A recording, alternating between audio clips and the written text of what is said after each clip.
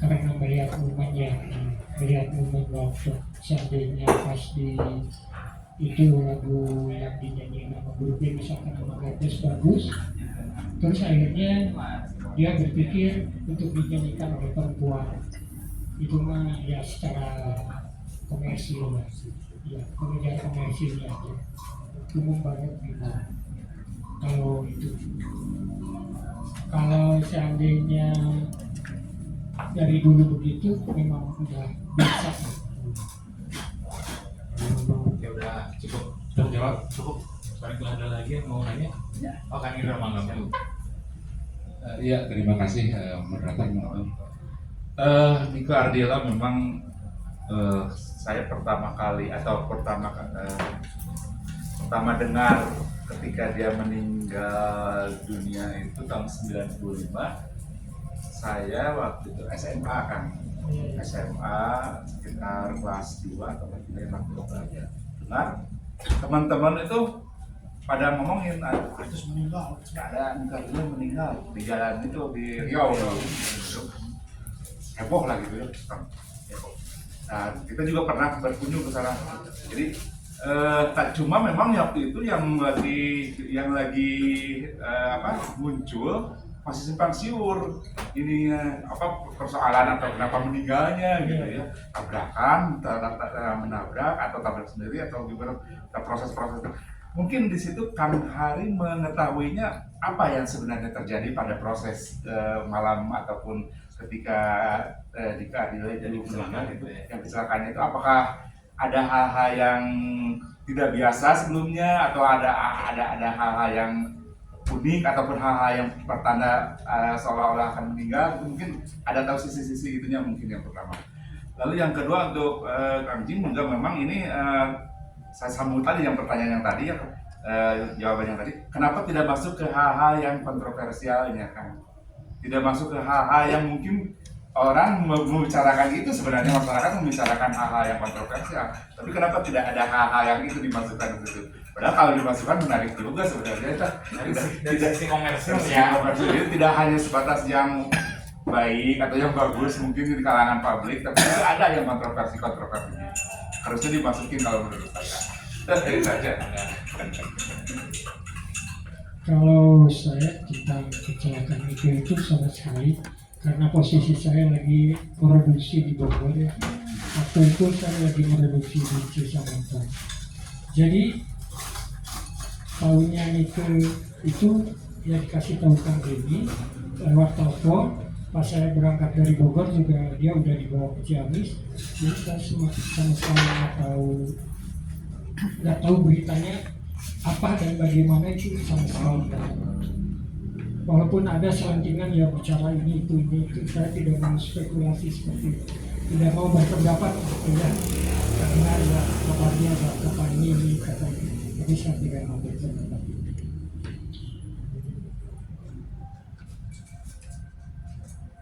Nah, kalau dari saya sendiri kenapa tidak mau menulis sisi kontroversial, ya sebenarnya tadi juga sedikit saya jelasin ya. Selain itu saya ingat kebetulan keluarga almarhumah ya, Kang itu juga kasih pesan juga, James kalau bisa bikin sesuatu yang lain ya. Yang lain itu berarti yang di luar yang udah ada, karena kurang lebih kan kita tuh udah lima yang keluar yang regulasi ya, termasuk salah satunya juga dibikin sama asistennya Kang Heri, Mas Amo, fotografer Batalan. Nanti mungkin Kang Heri bisa jelasin soal itu. Nah, kalau sesi kontroversi kan mungkin menurut saya teman-teman semua udah banyak yang tahu kurang lebihnya dari media, baik dari cetak gitu, dari yang digital sekarang. Justru saya itu pengen buku ini punya sisi yang lain selain dari kontroversi. Mungkin nanti ya itu saya terima masukannya ya, yang sisi-sisi yang lucu. Yang saya masukin ini ya kontroversi yang di kayak tadi lah, mungkin di jilid selanjutnya ya. Karena kalau bikin buku nikah Ardila tuh mungkin 5 jilid juga nggak kelar, terlalu banyak gitu. Walaupun beliau singkat ya, kalau bisa dibilang beda arti saja dibanding yang lain. Dan Saya pengen coba ngangkat sisi yang lain, yaitu sisi yang baik-baiknya. Walaupun beberapa sisi yang agak kontroversial juga ada juga. Contohnya tulisan-tulisan yang dari apa ya agak kontroversial sih, bukan kontroversial banget, yang sejarawan Australia yang nanti mungkin bisa dilihat ya. Terus kita juga masukin kebetulan berita-berita yang dirangkum pas saat meninggalnya Pemika, ya kesaksian-kesaksian termasuk orang-orang yang saat itu ada di situ yang punya warung rokok segala macam, kalau dibaca di situ kan ada itu. Mungkin hanya sebatas itu aja ya. Nah kalau buat saya sendiri ya, di situ kan ada artikel yang menuliskan 3 nafas agama di dalam kehidupan. Jadi walaupun dia seorang muslim, tapi ayahnya beliau itu saat ingin punya anak ketiga ya, itu kita mendatangi gereja yang di sebelah SMK 1 Balai Kota. Karena papinya dia kan kerja di PT KAI. Beliau kadang-kadang jalan, kadang-kadang bawa kendaraan dari samping rumah pertama itu daerah apa sih? Babakan Ciamis, daerah Babakan Ciamis yang dekat pabrik es-nya yang sekarang masih ada.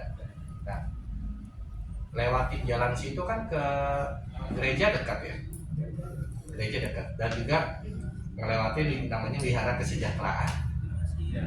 Nah, beliau juga suka minta, mintanya ke Dewi Kwan Im. Makanya Kang Alam itu kakaknya Nike itu kalau ingat kejadian itu suka bilang ke orang-orang, termasuk ke saya juga cerita. Papi gue tuh bilang itu mah anak tuh maksudnya anak Mak Kwan Im, karena Dewi Kwan itu kan sudah disebutnya Mak Kwan Im kan, kayak Guan Yu Kwan Kong itu disebutnya Kong Chok Kwan Kong atau Kong Kwan Kong. Ya karena mungkin Papi minta ke Dewi Kwan itu ya Dewi welas asih yang dia punya anak tuh, makanya welas asih penuh cinta kasih. Ya mungkin beberapa ya dari orang yang awam atau ya maaf ya sekali bukan bagaimana, dari beberapa yang orang melihatkan orang awam mungkin berpikir kalau itu kan muslim nggak mungkin gini, tapi kan itu kesaksian keluarga. Buat saya itu saya udah masukin sedikit sisi kontroversi yang orang nggak tahu, tapi sisi kontroversi ini yang menarik buat saya itu membangun persepsi baru yang positif bahwa Nike itu lahir dari nafas 3 agama, bukan hanya muslim.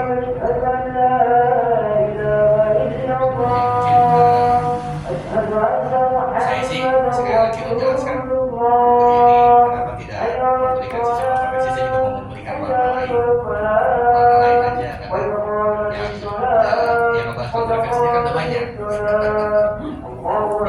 Ya ngebahas sisi positifnya aja lah, ya kasihan kan maksudnya almarhumah dikupasnya sisi-sisi yang kontroversi, dan ya maaf ya kalau bisa dibilang juga kontroversinya banyak yang negatif yang diulas ya. Saya pengen ngambil sisi yang positif aja lah, walaupun itu nanti akan jadi tantangan buat saya untuk mempromosikan menaikkan nomor, tapi nggak apa-apa lah, itu saya serahkan semua ke yang di atas. Saya membuat karya, tujuannya udah jelas, niatnya udah baik gitu ya sisanya saya serahkan buat yang di atas ya. Tapi bukan berarti buku ini gak ada kontroversi sama sekali, ada. Menurut saya yang saya ungkap itu ya menurut saya sisi kontroversinya beberapa. Begitu Kang Indra. Siap.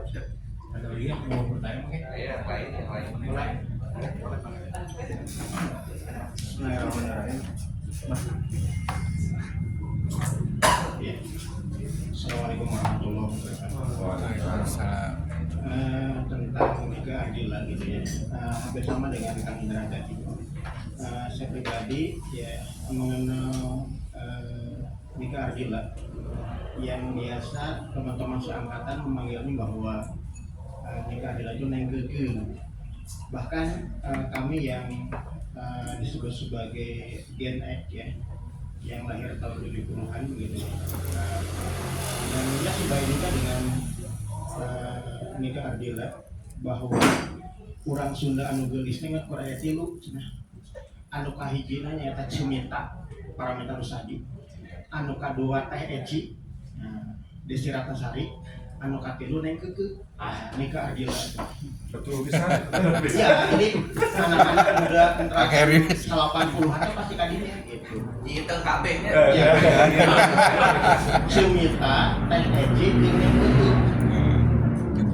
Terus juga kemarin juga pas waktu Koko James ya bawa daminya ya datang kemarin, saya lihat wah keren juga nih, apalagi seperti layaknya buku yang mengisahkan tentang sisi lain dari Nika Ardila yang tidak banyak diungkap oleh media. Dan memang seperti yang tadi juga diungkap oleh Kang Indra ya, sepertinya Koko James itu cenderung untuk mengambil hal-hal yang human interest-nya ya, tidak memacu berkenaan dengan kontroversi. Padahal kalau yang namanya kontroversi atau pro dan kontra, kalau di goreng ya makin garing gitu ya, makin apa namanya itu Laku. ya pasti laku gitu ya. Apalagi kalau ingin nyari kontroversi yang begitu gitu ya. Cuman hal yang belum diungkap juga ya, kalau memang pendekatannya kepada human interest ya dan tidak banyak orang tahu, tapi itu mendekatkan sosok yang diidolakan atau sosok yang disukai begitu ya. Hal-hal yang bisa jadi menunjukkan bahwa dia adalah sebagaimana manusia pada umumnya. Pernah saya baca di sebuah artikel, saya lupa lagi di majalah mana gitu ya. Di situ diungkap bahwa Nika Ardila itu pernah ngontrak rumah ya di Jakarta ya, untuk ya mobilitasnya yang cukup tinggi di ibu kota, dan itu dihuni oleh teman-temannya juga gitu. Dika itu cuman datang situ cuman numpang ganti baju atau numpang nyimpen apalah gitu ya, hingga suatu waktu ada kisah yang menarik gitu ya, datang ke situ cuman numpang pipis.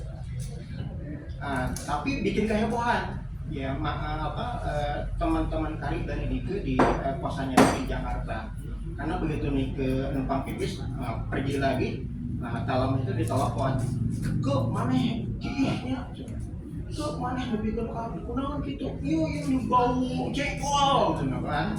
Itu kan hal yang bisa jadi menarik gitu ya, bintang yang kemudian diidolakan oleh banyak pihak ya, ternyata ya hobi-hobi kan jengkol gitu kan. Itu kan hal-hal yang memang membumi gitu ya, sesuatu yang menarik dari sosok dari Nika Ardila.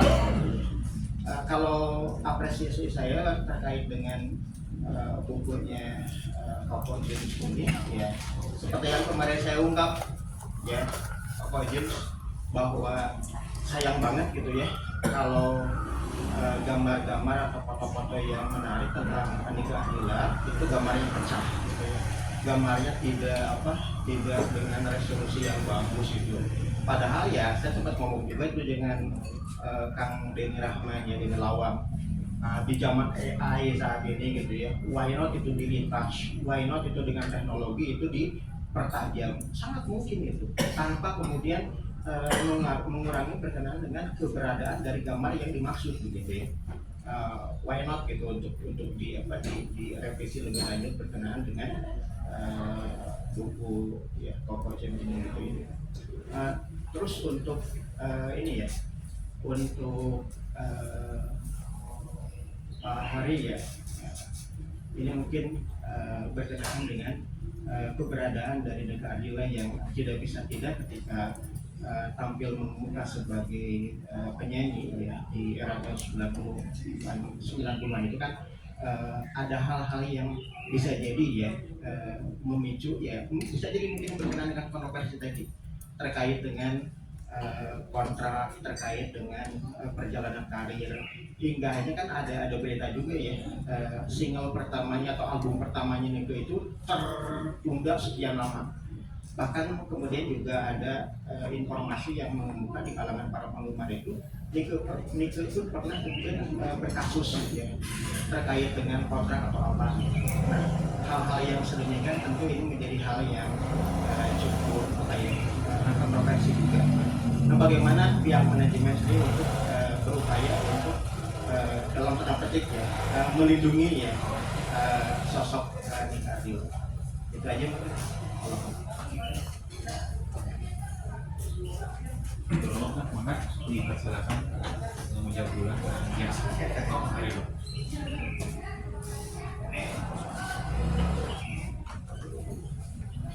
Kalau perkara kasus kontrak ya, kayaknya kasusnya tidak dengan produser itu, kasusnya dengan manajemen jenis internasional. Memang waktu itu kita mulai ngikat Nike itu dari tahun 86 sampai 93. 97 ya.